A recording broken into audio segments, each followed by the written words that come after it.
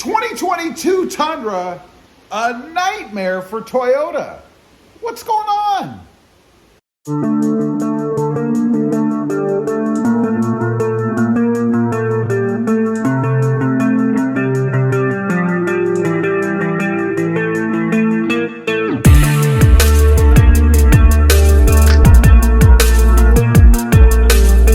Well, good afternoon, everybody, and welcome back to Rob Motive FST. So I gotta say, the 2022 Tundra for Toyota is turning into a nightmare, but what's going on? You know, if you haven't heard, people are now starting to report problems with this new Tundra. And man, am I glad I didn't go ahead and pull the trigger on one. People are reporting check engine lights. It's like the nightmare of anybody that buys a new truck, especially for me. There's nothing worse than having the truck for a few days, firing it up or pushing the button, and a bright check engine light shows up on the gauge cluster. That's horrible. Wastegate issues.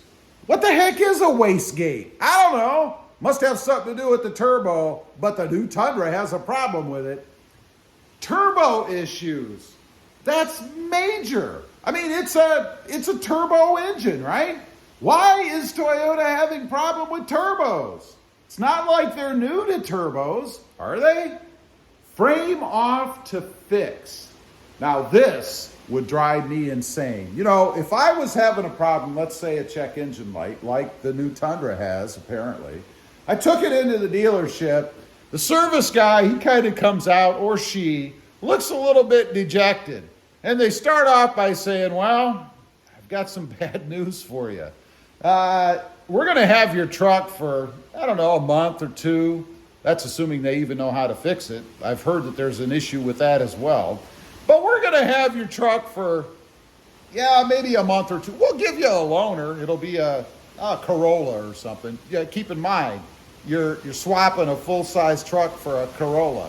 But we'll give you a loaner to use, you know, while it's in here. And we have to pop the frame off to fix the truck. What? Pop the frame off? Are you kidding me? And imagine if you had one of these for a while. I'm thinking into the future a little bit here. You're not able to do this yourself, I assume, unless you have the expertise and the equipment to pull the frame off your truck.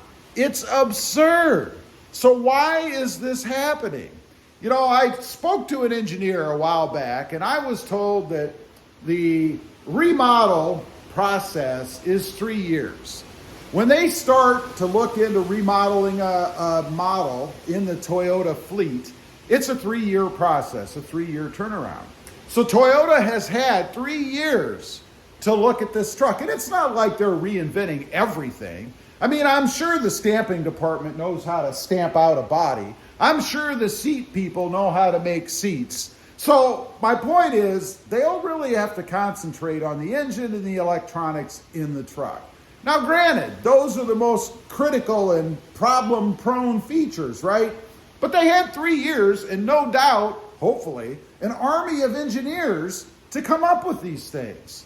So how can Toyota be having major problems like a frame-off repair already? Did they rush it to market? I wouldn't say so. I mean, 3 years is a long time. Plus, given what's going on in the world right now, they've actually even had a little longer. I think that 3 years turned more like to 4 or 5. So I don't think they rushed it to market. Lack of expertise? How could Toyota possibly have a lack of expertise? Are they too cheap to pay for the best talent out there? Is that the problem?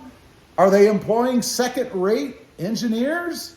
I doubt that. I really doubt that that's the problem. I mean, Toyota just became the leader in U.S. auto sales. Certainly, they must have some good people working there. Are they out of their league?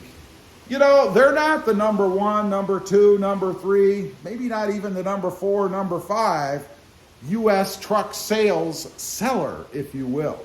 So maybe they are out of their league a little bit. Maybe they've stepped too far into the pool of full-size trucks without having enough experience to know what they're doing. I find that hard to believe as well. Doesn't make much sense to me. So what is it? Why is the 2022 Tundra becoming a nightmare for Toyota? Well, it's pretty simple to me. In the end, it all comes down to green money. You know, there obviously is pressure on Toyota from those that sit up in the ivory towers to make as much money as possible. You know, I'm sure there was a timeline to get this truck out and to get it done as economically, should I say cheaply, as possible. You know, when you're developing these systems, you have to go with things that mesh and work well together. But it doesn't mean you have to go with the best things that work well and mesh together. I mean, obviously, there's some built-in failure with any vehicle, because if there wasn't, they'd last forever and we couldn't afford them. So, did they choose inferior parts? Did they take a path of using inferior processes to put these things together, to mesh them up? Are there better ways to do it? Surely Toyota had done some research, probably even employs people who had worked with other brands that already utilize these parts, like Ford, for example. You know, engineers, they bounce around. You can buy engineers, just pay them enough money. And I'm sure Toyota has done that. So I don't think it's really a problem with expertise or not having the right people. I think it's pressure to build the truck as cheaply as possible, to mesh it together in ways that are the most economically feasible for the company, that may not be the best way to do things. It's the only thing that makes sense to me, because I don't doubt that Toyota is a quality company. They've proven that. They're known to produce some of the most reliable vehicles that are out there. Look at the previous generation Toyota Tundra. Look at the current generation Toyota Tacoma. Look at their other vehicles. So that's not the problem. They know how to do it. It's just whether or not they're allowed to do it. I think that's the problem. Now, the issue with this, of course, it is the brand new redesigned Tundra. There was all this talk about it being a mind-blowing vehicle. It's going to have all of these cutting-edge things in it, which I think they've fallen short of. There are some cool things in this truck. You know, the old elbow hit on the reflector on the back, the brake light to pop the tailgate. That's pretty cool. The mirrors that turn down when you're backing up. That's pretty cool. That's not a new thing. I've had other vehicles that do that. But there are some pretty neat things that they've included in the truck. Even the interior. The interior, I think, was maybe not a home run, but at least a giant leap forward for Toyota. Looks pretty nice. So there's no reason, other than money, that they shouldn't have been able to produce a truck that doesn't have these kind of problems right off the bat. One thing that I kind of compare this to is the Jeep Gladiator. I have a Jeep Gladiator, a channel for it too. It's Rob Motive JT, and I bought the first year. Now, there were a couple of hiccups with it. I had a check engine light, I had a black screen on the radio, an auto stop problem, but all of those were fixed by either software or the replacement of the auxiliary battery in the case of the auto stop.